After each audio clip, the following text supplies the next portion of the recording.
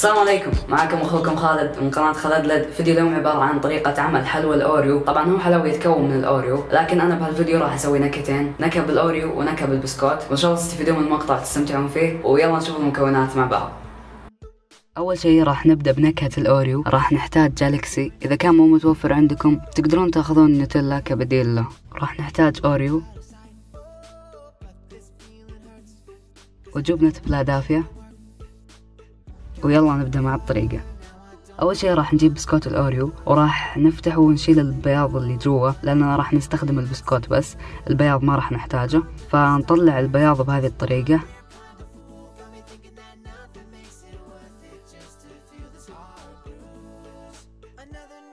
بعدها نجيب البسكوت وندخله في كيس ونكسر البسكوت لما يتفتت. بعد ما نكسر بسكوت الأوريو راح نجيب صحن ونحط فيه جبنة فيلادلفيا تقريبا ملعقتين. بعدها نضيف عليها البسكوت ونحركها.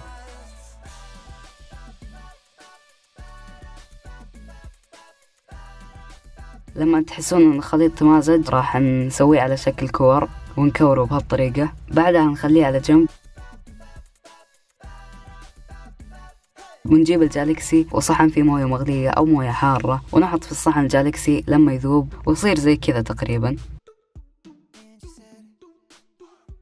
بعدها نفك الجالكسي ونحطه في صحن، طبعا يكون ذايب بشكل كامل.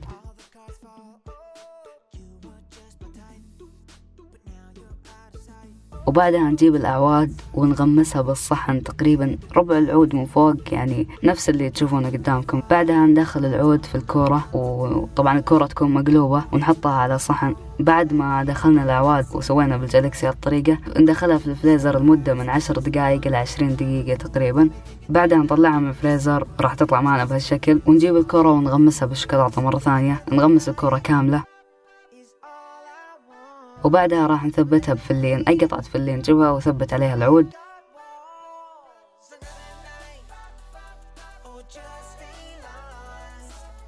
ممكن تزينونها بفتات أو بسكوت أوريو أو فتات بسكوت عادي، ممكن تزينونها بأي طريقة متوفرة عندكم. وندخلها في فريزر لمدة نص ساعة، وبعدها راح تكون جاهزة للأكل. لكن راح ننتقل للنكهة الثانية اللي هي نكهة البسكوت. راح نحتاج بنكهة البسكوت بسكوت أكيد، وزبدة الفول السوداني، وجالكسي، وجبنة فيلادلفيا. ويلا نبدأ مع الطريقة. أول شيء راح نجيب البسكوت ونحطه في كيس ونكسره لما يتفتت بشكل كامل. بعدها نجيب صحن ونحط فيه ملعقة جبنة فيلادلفيا وملعقتين زبدة فول سوداني، وراح نضيف عليها البسكوت ونبدأ نخلطها لما تتمازج بشكل كامل.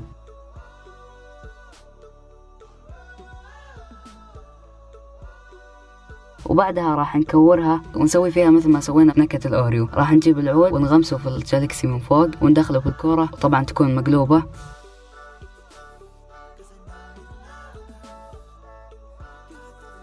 ونحطها في الفريزر لمدة من 10 دقائق إلى 20 دقيقة. بعدها نطلعها من الفريزر، راح تطلع معنا بهالشكل. ونجيب الكورة ونغمسها بالشوكولاتة مرة ثانية، نغمس الكورة كاملة. وبعدها راح نثبتها بفلين، أي قطعة فلين جيبها وثبت عليها العود. طبعا زينتها أنا بالبسكوت من فوق.